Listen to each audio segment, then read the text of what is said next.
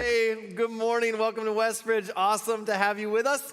And man, this is our second week back after being on an extended in-person break. And the extrovert here is like, it's like feeding my soul. I can't stop smiling. My face hurts from smiling so much. Awesome to see everybody. And hello to everyone joining us online.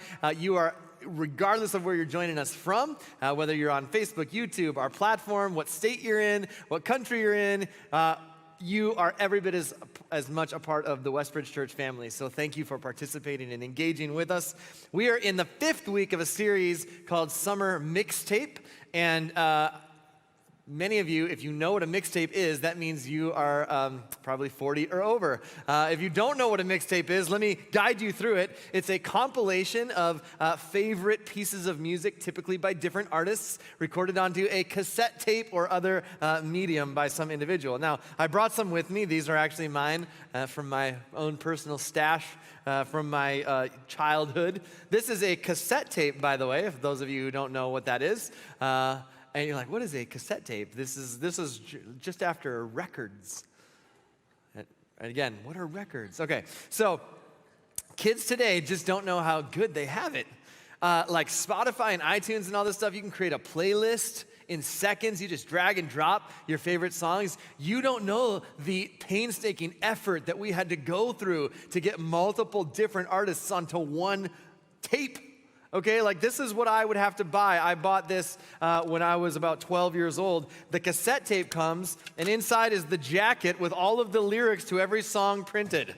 So I could follow along with what the artist was saying. And if I liked one song on this cassette, I couldn't just buy that one song or just stream that one song and listen to one song. I had to buy the whole thing, all 18 songs that are on the cassette. And when it got halfway through to track 9, I had to pop it out and flip it to side B and then play the second side.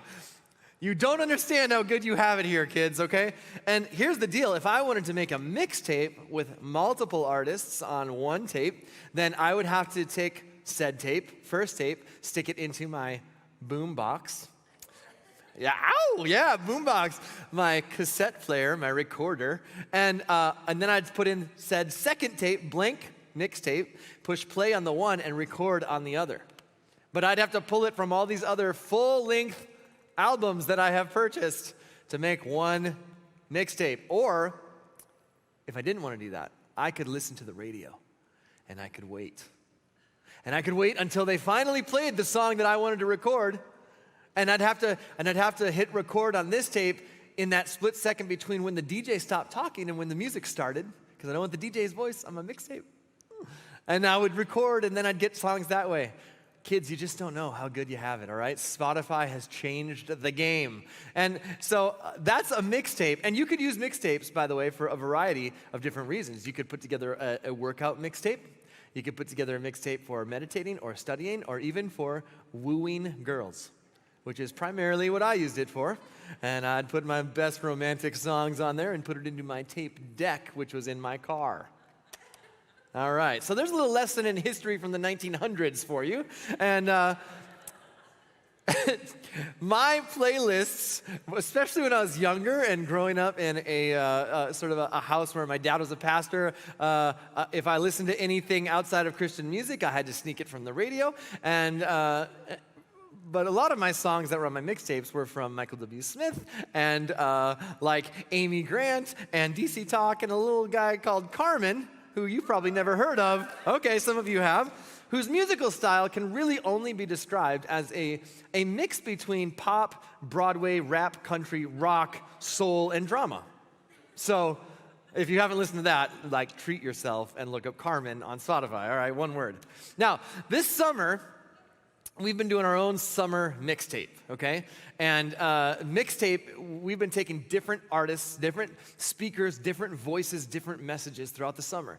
And I gotta tell you, it's been so fun. Week 1, we had my friend Skylar from Chicago, and Skylar talked about this idea that we find in the teachings of Jesus in Matthew 5 about the poor in spirit. and how to live surrendered to God. And then the second week, we were able to connect with Miles McPherson, and we got permission to share a talk of his on racial reconciliation, and this concept around everything is so divided and so polarized, and we feel like we're forced to choose one side or the other, but that there's actually a third option, and there's a way to see people the way that God sees people. Really, really practical. And then the third week, we had my buddy Dave Nelson talking about mental health and talking about, like, how do we make sure that we can navigate our own mental health in this season and even in seasons to come, and keeping our mind and our heart and our spirit healthy.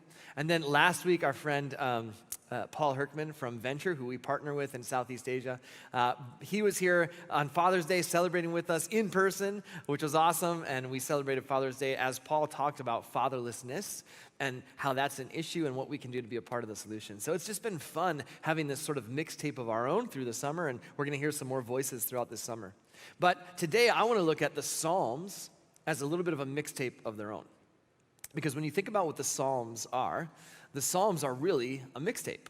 Unlike a lot of the other parts of Scripture and books of the Bible, which were written by a particular author to a particular audience with an agenda, what you find in the Psalms is really a collection of writings that are collected over about 1,000 years. It's really a mixtape. It's poetry and songs and different writings that reflect the ups and downs of life's journey. And while King David is credited and wrote most of the Psalms, there's actually 8 or 9 other authors that we find in the book of Psalms that these writings were gathered over a period of about 1,000 years.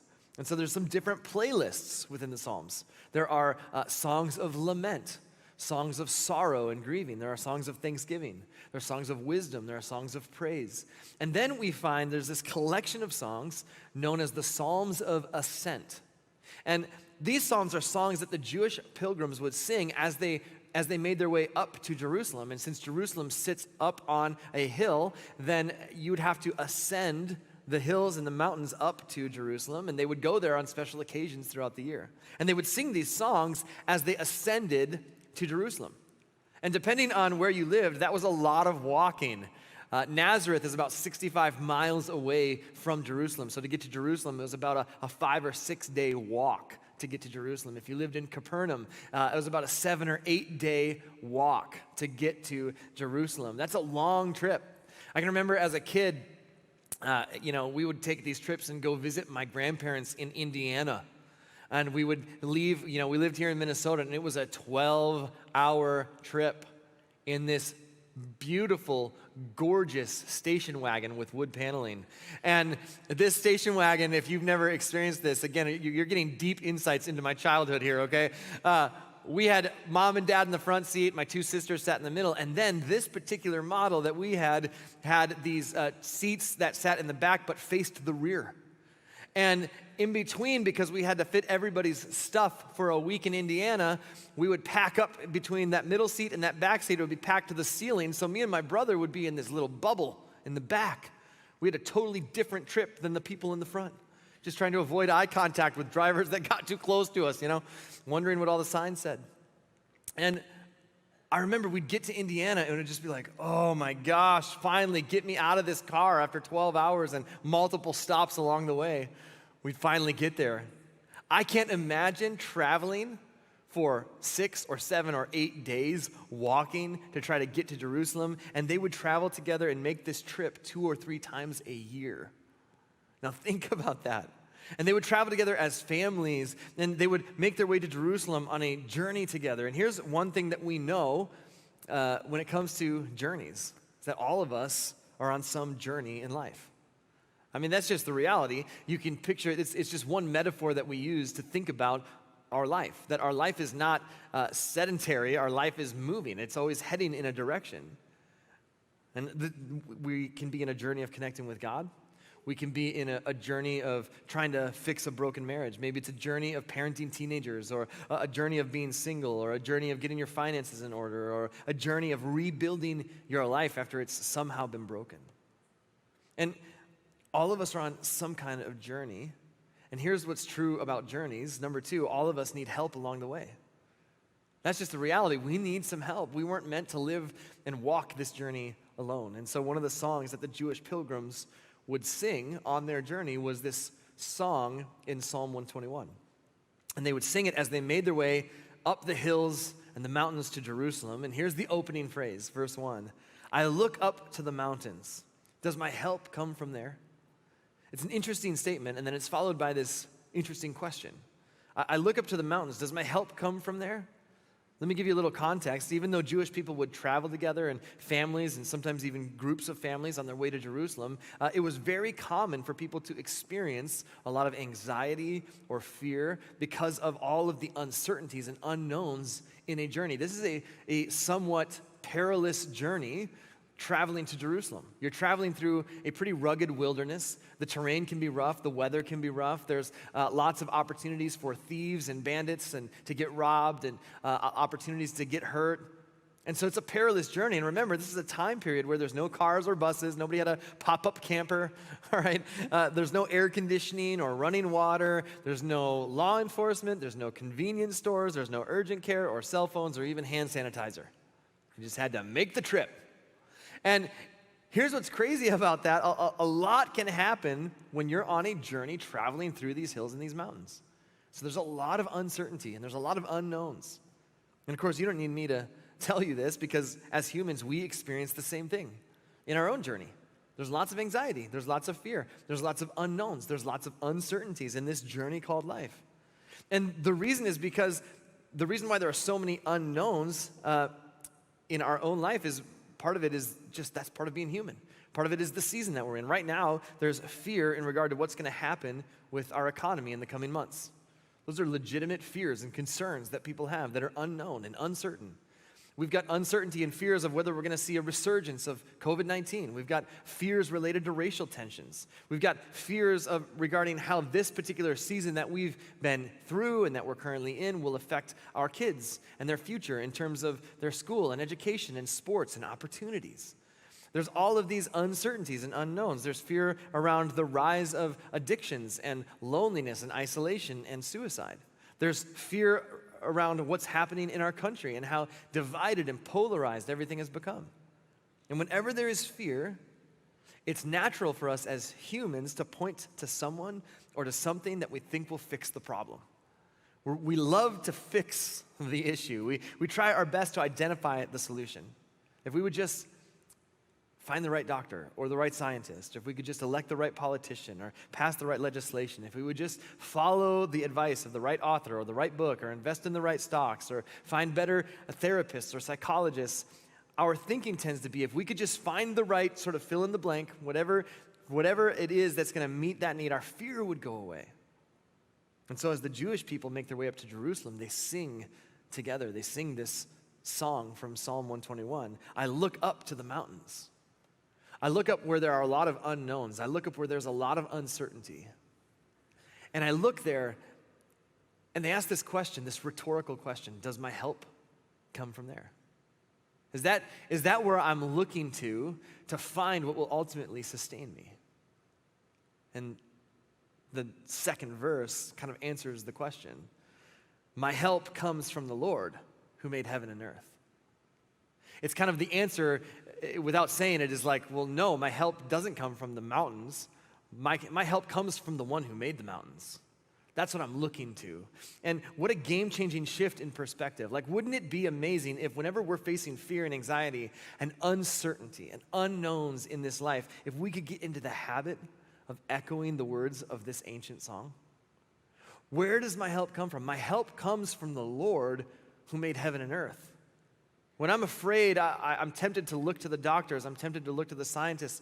I'm tempted to look at the authors and the CEOs and the psychologists and the economists. And I'm tempted to look at all of them. But ultimately, truly, where does my help come from? What ultimately sustains me? My help comes from the Lord who made heaven and earth. That's a really big statement. He created heaven and earth. And I don't know if you've ever heard of the New Century Global Center in China. It's really big. In fact, it's the biggest building in the world. It's a massive facility. It's 19 million square feet, 420 acres of floor space. It's 4 times the size of Vatican City. Massive. It has a couple hotels. It's got an IMAX theater. It's got a water park. It's got a church, tons of stores and restaurants, and it even has an artificial sun to create heat and light. It's this massive structure. It's the biggest building in the world. It took over 3 years to complete. It's one of our biggest architectural accomplishments as human beings. Yay, us. And let me ask you, how big and powerful and majestic do you have to be to create heaven and earth? Now think about this. The New Century Global Center is in a city called Chengdu in China, which is a city of about 16 million people. And Chengdu is in the country of China, which is just one of 195 countries on our planet. And this planet is just one of more than 100 billion planets in the Milky Way galaxy. Let that sink in. That's a lot of planets. Think about that. The Milky Way galaxy is 100,000 light years from one end to the other. That means you turn on a light switch, and it takes 100,000 years to get to the other side, for it to reach the other side. And God created all of that. That's amazing. If you ever doubt God's greatness, you need to do what the Jewish people did on their way up to Jerusalem. As they're camping out at night, they would look up at the stars, and they would remember the vastness of God. They would look up at the stars. There are more than 100 billion stars in our galaxy, and every planet and every star is reminding us that God is really big and powerful and capable. He created all of it, and when he did, he didn't strain, and he didn't groan, and he didn't struggle. He just spoke. He said, "Let there be light," and there was light. And all of a sudden, the whole universe lit up. And light is really fast. It travels at 186,000 miles per second, which is only slightly faster than you go to work when you're late. And when most of us think of light, we think of the sun. And the sun is exactly 93 million miles away from the earth, which is like, okay, that's cool. No one cares, but that's actually really important, because if it were 93,000 miles away, we'd have a really big problem. Like SPF 50 probably wouldn't do us that much good, right? And if it were 193 million miles away, we would have a major problem. It would be really cold, colder than a Minnesota Vikings welcome in Philadelphia, which is pretty cold. It's perfectly situated. We're glad it is where it is. It just sits there 93 million miles away, a massive energy-producing light. And in fact, the sun is so bright and so hot and produces so much energy that if we were to try to produce that much energy, it would take the gross national product of the United States, all of our combined wealth, for 7 million years to run and power the sun for 1 second. It's a powerhouse. And God created all of that. And when we look at the universe that God created, it's so big, it's so vast. We don't measure it with a yardstick or some tape measure that we picked up at Home Depot. We measure it in light years. A light year is 5.88 trillion miles. That's how far light travels in a year. That's what scientists and smart people and astronomers use to navigate their way through the vastness of this universe that God has created. And so the Jewish people, they'd look up at the hills, and they'd look up to the mountains with all of its unknowns and with all of its uncertainties, with all of its fear, with the anxieties of traveling. And they'd say, does my help come from there? And they knew the answer. It's this rhetorical question. And then they'd answer it with the next verse. And they'd say, no, my help comes from the Lord who made heaven and earth. They came to this recognition. All of this was created by God. And that helped them arrive at this conclusion. Number 3, God is our helper. God is our helper. Our help comes from God. I look to the mountains. My help doesn't come from there. It comes from the one who made the mountains. And then they would continue to sing, and the song would remind them of God's past faithfulness to them in their life. The next verse says, He will not let you stumble. The one who watches over you will not slumber. Indeed, He who watches over Israel never slumbers or sleeps. Now, for us, we need to sleep. Every day, you and I need between 6 and 10 hours of sleep to recharge and refuel and replenish our bodies. And if we don't, then we start to hit a wall. We get pretty cranky and irritable, and it starts to affect us sort of emotionally and ultimately physically. And it's very humbling. It's this daily reminder as humans that we have limitations. The world record for the most the longest time without sleep is actually held by a guy named Randy Gardner. Back in 1964, when he was 17 years old, he stayed awake for 11 days and 25 minutes. And then he died. No, I'm just kidding. He's fine. But he had to go to sleep at some point, and he finally nodded off. But that's impressive. But that's the best we can do, okay? As human beings, that's probably the best that we'll ever see, 11 days and 25 minutes. The Song of Ascent reminds us that God never takes a nap, that God never nods off, that God never snoozes, that throughout all of human history, he's been wide awake and well aware of what's happening and unfolding in our world. And the song continues. The Lord himself watches over you. The Lord stands beside you as your protective shade. God watches over you. God watches over me, and his understanding of us is limitless. He knows what's going on in our world. He knows our strengths and our weaknesses. He knows all of our thoughts. He knows all of our fears, all of our insecurities. He knows our problems. He knows the things that bring us joy, and he knows the things that devastate us. He knows the pitfalls that are lying in our path. He knows the decisions that we make and how those outcomes and consequences and the results of those decisions affect our lives. He knows what's best for us. He knows what's destructive for us. God knows all about us, and he watches over us. And think of how powerful this is for the Jewish people as they traveled to remind themselves of God's faithfulness to them in the past. Because multiple times throughout Israel's history, different tribes and different people groups and cultures and nations and empires had tried to crush the nation of Israel. And not just one person here or there, but to wipe out the entire nation. Many times it's been attempted, and there certainly have been long seasons where the Jewish people have been scattered, but they've never been annihilated. This nation that's just a little bit bigger than the state of New Jersey on a map has somehow survived thousands of years of difficulty and challenges and oppression. And so the Jewish people would sing. Even at this point in their history, they would sing and they would remind themselves, the Lord watches over us. The Lord is our helper. The Lord stands beside us. He's our protective shade. And then the song continues, the sun will not harm you by day, nor the moon by night. The Lord keeps you from all harm and watches over your life. The Lord keeps watch over you as you come and go, both now and forever. And every day in this journey called life, we are faced with a lot of uncertainty and a lot of unknowns. And not just as it relates to this particular season, but just life in general. How do I navigate my loneliness? Whether we're in a season where we're quarantined or not, how do I deal with that? How do I navigate that? How do I get through this changing season in my marriage? How do I overcome my addictions? How do I navigate this divorce? How do I fix my personal finances? How do I care for my aging parents? How do I best guide my children? How do I improve my career? How do I deal with my anxiety? These are all real and legitimate questions and fears that we face. And the bigger the mountains in life's journey and the bigger the challenges and the unknowns that we face, the easier it is for us as human beings to try to numb the pain of those things. The pain of the uncertainty, the pain of the unknown, the pain of the anxiety.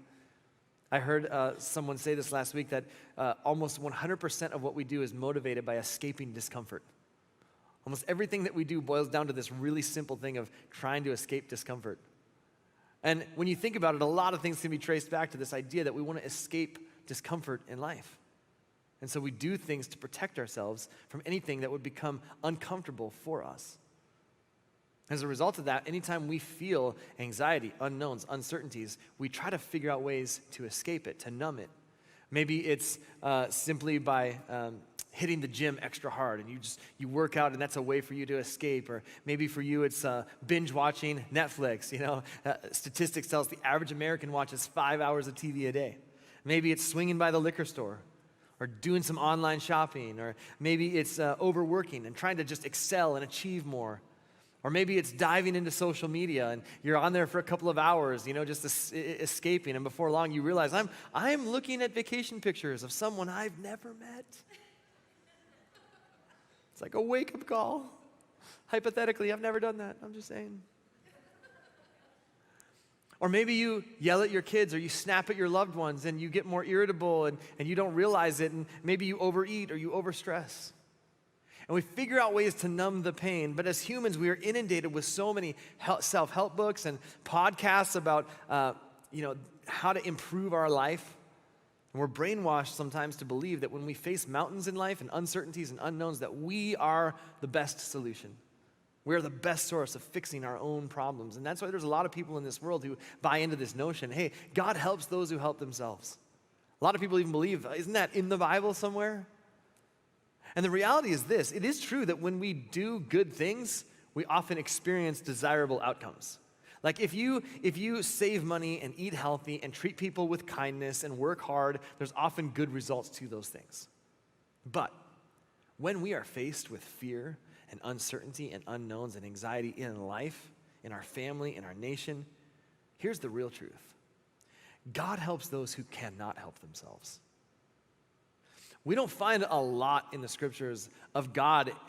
In fact, this idea, God helps those who help themselves, is not in the scriptures at all. You know what we find a whole lot of is God helping those who cannot help themselves. We find that a lot. And there are times when the problems we face are so big that we are incapable of fixing them in our own strength. And I got to tell you, unfortunately, God does not promise a pain-free and worry-free and problem-free life. But he does promise that he's with us in the midst of the troubles we go through. I wish that when we hit these mountains and unknowns and uncertainties that God would pick us up and carry us over and put us on the other side. But more often what he does is he actually goes through it with us. God is our helper. It doesn't mean every sentence of this song is exactly what happens, because sometimes we do fall and we do stumble. Rather, it means God is with us in everything that happens in life, that God never lets us stumble alone. And that looks different for each of us. Sometimes it means he gives us wisdom in certain situations to navigate some of life's challenges. Sometimes it means that he surrounds us with people to encourage us. Sometimes it means that he gives us strength and courage to go through a difficult situation. Sometimes it means that he heals or he provides or he actually does something supernatural. Sometimes it means that he convicts us of sin, something that is ultimately destructive to us. And see, I think we've gotten this notion in the church somehow that you shouldn't sin because then God's going to get angry at you. God's going to be mad at you. And our biggest deterrent for not sinning is because I don't want God to be mad. But that's never the message that you get from Jesus. From Jesus, the message is, hey, don't sin because it hurts you. And I won't be angry. I'll just be heartbroken because of what happens to you when you sin. And so sometimes the best thing for us is to recognize, have our eyes open to, hey, you're moving down a path that is destructive for you, and God's Spirit guides us into living a way that will produce the kind of fruit in our lives that God wants for us, that we ultimately want for ourselves. Sometimes it's guiding us with truth into the teachings of Jesus. When we started Westbridge in 2006, I'll tell you what we had. We had a 3-year-old daughter, and we had a 2-day-old daughter. And we sat in a living room with 12 friends, and we said, here's what we think church could do or look like or be. And clearly it was very convincing. And here's what we had: a lot of fear and a lot of unknowns and a lot of uncertainty and a lot of anxiety.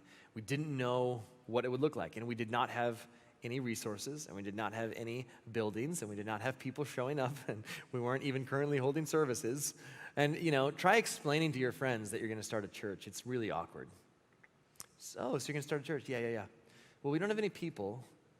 We don't have a place to meet. We don't have any buildings, and we don't have any money. Okay. You go, man.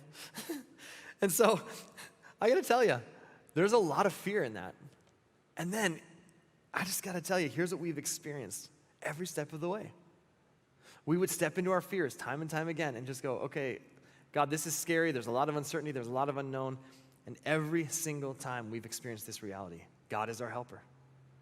Like, if we were just to look at the mountain in front of us, it would be so daunting. I don't know what we could do, but we got to lift our eyes beyond the unknowns and beyond the uncertainty and just go, God, you've got this. This is your thing. This isn't our thing. And in every season of life at Westbridge Church, he's brought people together. In every season of life, he's moved on the hearts of individuals to sacrifice financially and to give out of what he has entrusted to them financially so that we can continue to move forward. Throughout every season of the church, as we've leaned into our fears, he's sparked vision in people. who saw the need for a church to be the reflection of the love and grace of Jesus in our world and in our community.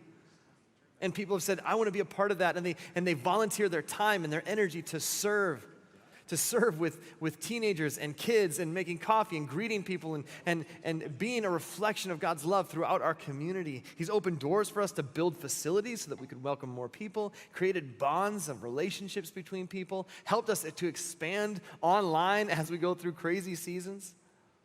In every season, we've had people step up and lead and serve. And every single hurdle that we've faced, every challenge that we've encountered, somewhere along the way, God's brought the right people together to help us and encourage us and lead us through these times.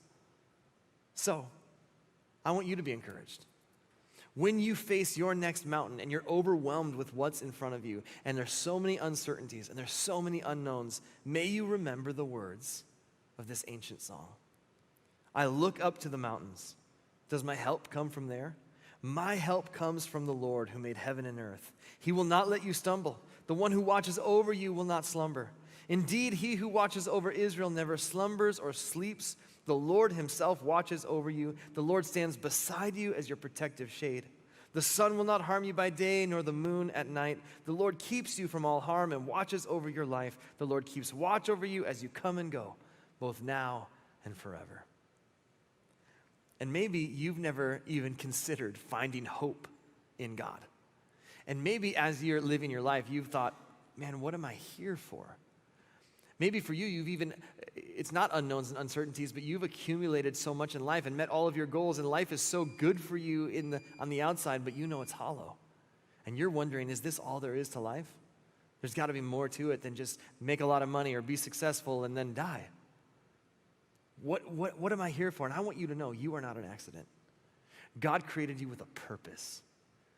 God created you to exist in loving community with him and with other people. And yet, throughout human history, we've decided to do things our own way. And it's caused brokenness between us and God and us and each other. And we know that because our own life tells us relationships are really hard. And throughout human history, we've tried to fix that brokenness. And that's what's led to all kinds of violence and wars and empires and power and money and control and all of these things to try to fix the brokenness inside of us that ultimately only comes when we discover our purpose in God. You were created by God to exist in loving community with God and with others. And you've been invited to that. And so at the right time in history, God sent his son Jesus into the world to show us what God is like, to express the ultimate love love is the only thing that will restore that brokenness, the love of Jesus. No amount of power and control and violence and conquering will ever fix the brokenness in our hearts. And so Jesus comes into the world, and in the ultimate expression of love, he allows himself to be put to death. His body is laid in a tomb, and according to multiple eyewitness accounts, he rose from the dead. And here's why that's so hopeful. It means that if you have put your trust in Jesus, you don't have to fear death. That there's more to this life than this life. And if you've never said yes to that invitation, you don't have to earn your way in, you don't have to behave your way in. That's an invitation that's been extended to you because it is why you were created. And so if you want to say yes to that, I want to encourage you to do that wherever you're at, wherever you're joining us from, by just agreeing with this simple prayer as we close. Jesus, please forgive my sins and forgive me for the times where I've walked away from you, kept you at arm's distance. And thank you that you've constantly pursued relationship with me.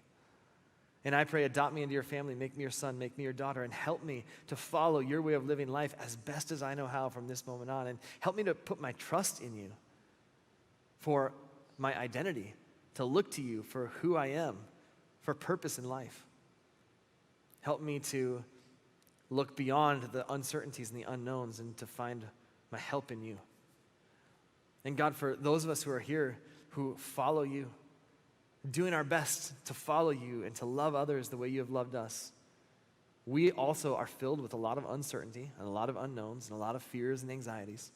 And as we look to those things, may we remember the words of this song, that as we look to the mountains, that is not where our help comes from. Our help comes from the Lord who made heaven and earth. And may we be reminded of your past faithfulness in our lives, and may we find hope through that process. We pray this in your name. Amen.